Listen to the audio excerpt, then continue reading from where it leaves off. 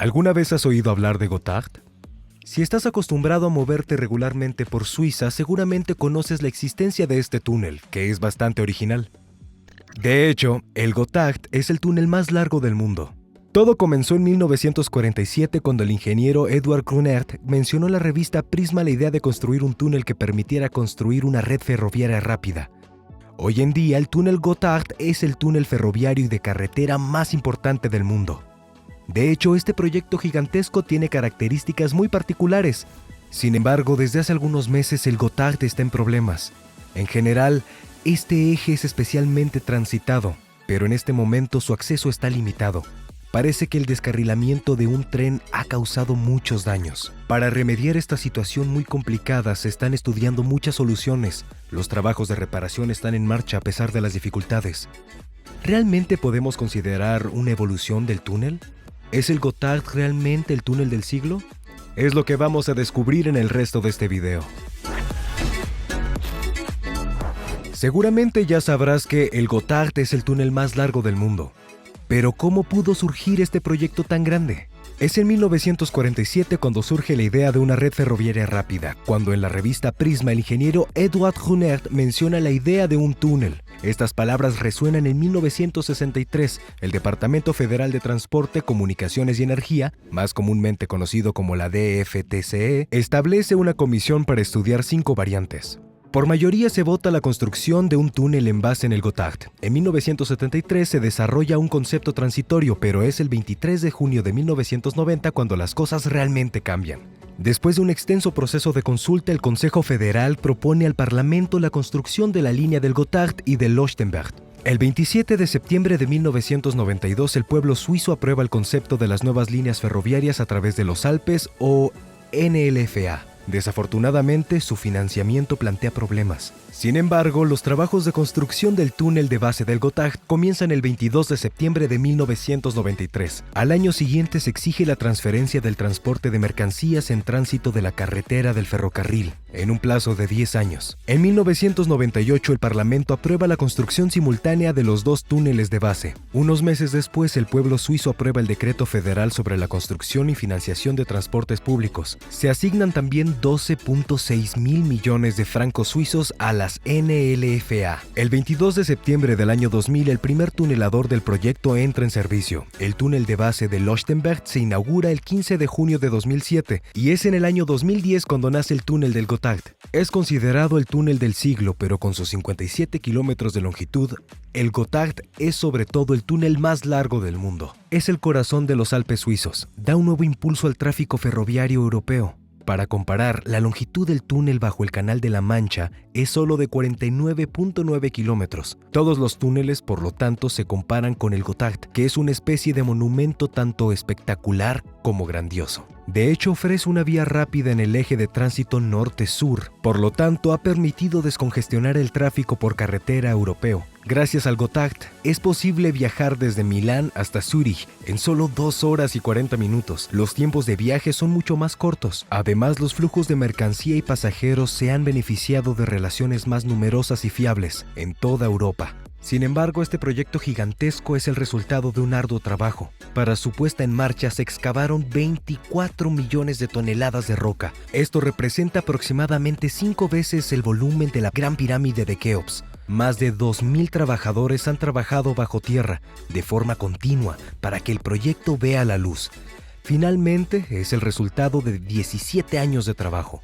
Pero todo tiene un costo. 10.000 millones de francos, es decir, 7.5 mil millones de euros. Esta es la suma que le costó el Gotthard a Suiza. Así supera el túnel japonés de Seikan, que mide 53.8 kilómetros y conecta las islas de Honshu y Hokkaido. Desde la construcción del Gotthard, el ferrocarril está reemplazando gradualmente la carretera. Es por eso que la inauguración del Gotthard contó con la presencia del presidente de la República Francesa, François Hollande, la canciller alemana Angela Merkel, el primer ministro italiano Matteo Renzi y el canciller austriaco Christian Kern. Esto muestra el compromiso de Europa con el proyecto. Desde la unión de las tuneladoras en 2010, el Gotthard es el túnel más transitado de Europa. Sin embargo, desde hace algunos meses parece que surgen algunas dificultades. Como saben, el túnel del Gotthard es particularmente transitado. Por lo general, 200 trenes de mercancía y más de 50 trenes de pasajeros atraviesan el Gotthard cada día, desde hace casi 15 años. Ciertamente, este túnel es un eje ferroviario importante, pero esa no es la única función. También es uno de los principales ejes de carretera de Suiza. De hecho, miles de vehículos pasan por el Gotthard todos los días, incluyendo muchos camiones. Frente a tal tráfico, el Gotthard se enfrenta a algunas dificultades. En septiembre de 2023, el eje vial fue cerrado en ambos sentidos, debido a una grieta en el techo y a la caída de trozos de hormigón. Esta última se extendía sobre 25 metros. El tráfico vial fue desviado por la carretera de San Bernardino, así como por la ruta del puerto de Gotthard. Las renovaciones se implementaron rápidamente. El sistema de ventilación fue demolido y reemplazado en 25 metros. La causa de estos daños provendrían de los cambios de tensión en la montaña, que provocan modificaciones locales de la presión. Esto habría provocado la grieta en el techo intermedio, así como la caída de trozos de hormigón. Pero no es eso lo que preocupa a los ingenieros, es más bien la parte ferroviaria del túnel lo que preocupa. De hecho, ha estado cerrado durante muchas semanas. Ciertamente, el túnel de carretera de 16.9 kilómetros de longitud es un punto de paso crucial para el transporte de mercancías. Pero el hecho de que uno de los tubos del túnel ferroviario esté cerrado realmente plantea un problema.